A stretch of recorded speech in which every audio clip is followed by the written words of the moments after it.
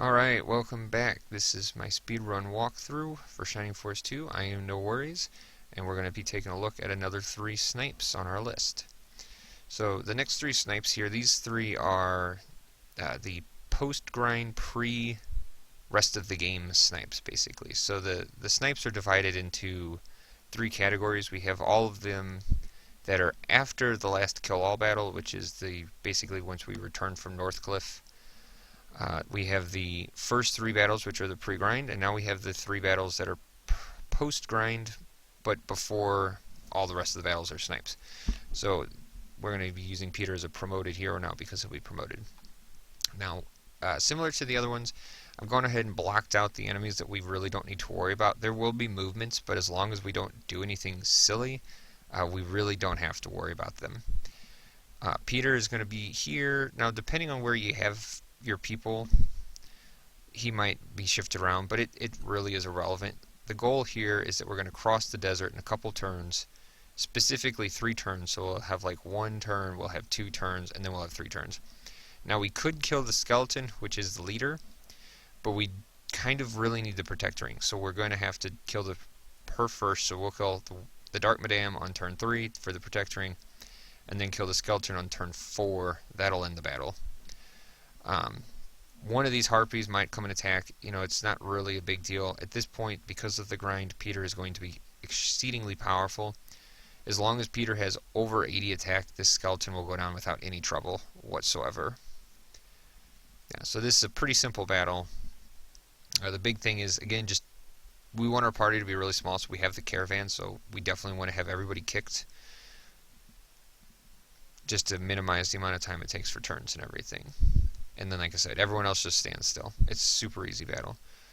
Then we move inside, and we move to the chessboard battle. Now, this is one of the snipes that I was referring to earlier in the sense that it's extremely easy, but it is a little tricky for those who are unfamiliar with it. So, we have a lot of people down here we're not going to worry about. We're only going to be worrying about where there are icons.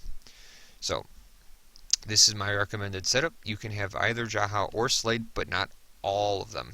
So the reason is, if we have these 5 people, and like I said, you can filter in Slade or Jaha for Kazin, but we need just these 5 people. So again, similar to the Kraken, we need only 3 people between Peter and Bowie. Now in this case, we need exactly 3. We cannot have 2, we cannot have 4. Now the reason is because this is our setup. So Sarah, don't do that. Okay, so Sarah, she occupies the second slot. In this case is 3 spaces over from where Bowie starts. Chester occupies the third slot, which is 3 spaces to the left of Bowie. Now Chester's going to have the power ring. The reason for this is he's the only character in the game that can occupy a spot that can boost Peter. So this battle takes just 2 rounds.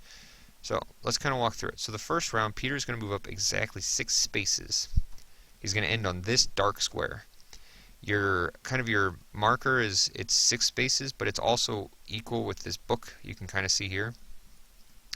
What this does is this will draw out the king. So like, we don't have to worry about any of these rest of these chess pieces, just the king. So what's going to happen is the king's going to move like this, and then the king will come down 3 spaces and cast Blaze on Peter. So this is drawing the king out. So with the rest of our team, Sarah can just stand there. Whoever you have here, you can kind of just move them over. But then Chester can move up exactly 5 spaces. See, he's, like I said, he's the only one who can make it because this chessboard has some weird movement properties. And then you can see he can boost Peter, and then on Peter's turn he just moves up and kills the king. Now, sometimes Peter doesn't do enough damage to kill the king, especially with the new grind. His attack might be just a little bit off. Now, he usually should, but again, sometimes he can't. This is why I recommend you moving your other damage dealers over. Because in the event that Peter doesn't kill the king will come down here and go after Chester.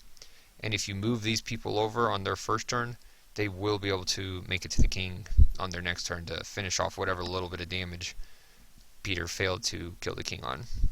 It's a super simple battle, as long as you just get this set up right here. So like I said, coming back here, this is the setup. You can use any one of these guys. It's the same result. I recommend Kazin because that's who I use, but it doesn't matter as long as you have some setup that looks something like this. Bam, 2 turns. Now, moving on to the last battle for right now. This is the Willard battle. This is yet another pretty easy snipe here. I've gone ahead and outlined the units that we don't need to worry about. Again, there will be movement, but not movement that needs to concern us. So I recommend not having more than 3 people in this fight, because if you do, it moves Peter down 1 spot.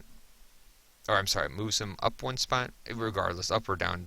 The result is it shifts Peter's spot to an unfavorable position, because on Peter's first turn, he's going to move 9 spaces. 9 spaces puts him right here in this nook. The reason that this is important is because if he moves 9 spaces to here, these 2 enemies won't attack Peter. In fact, they won't move at all. So what will happen then is when Bowie then moves to this spot and can boost Peter, even though this ooze could run up and attack him, he won't. If the rat has already moved and has not gone after Peter because you managed to move him to this spot, Bowie is safe. If you put Peter here, all bets are off. So the reason we do this, it just cuts down on the animations, like I said. And since battle's going to go really fast, pretty much should go ahead and do this. Now in this case, these enemies are all going to move up into this corner. This rat I still have outlined because he'll come over and attack Peter. So we'll kind of talk about that. So you can have Kazan or Sarah. It really doesn't matter. I tend to recommend Sarah just because she can heal Bowie, because on the next turn he'll get attacked. But the difference is pretty minute, because the point is Bowie's going to have the shield ring and the power ring. That way you can boost Peter, and then he'll have the shield ring equipped. That way you can just kind of retreat backwards, while Peter's next turn involves moving over here. Hopefully he can attack one of the rats for some experience, and then on his next turn he'll kill Willard. So at this point Peter will be strong enough to take down Willard with a waned turn of boost. So that's why we do the grind. That's why we get all this set up, because it just makes the battle really easy, as you can see. So like Peter just basically trumps across again, and then takes down Willard on the next turn. This rat will come over. That's all you got to worry about. All the rest of the enemies we don't need to worry about. These enemies will move up, but like I said, if you have this set up with 3 people, you don't really have a whole lot to worry about. It's a super fast, super easy snipe. And then that brings you up to the halfway point through the game. Creed's is the halfway point. We got the 2 kill-alls, and then we have all the rest snipes afterwards. Like I said, we'll come back and we'll continue knocking those out, and then we'll go back through and fill in the rest of them. So this has been No Worries. I'll see you guys back next time.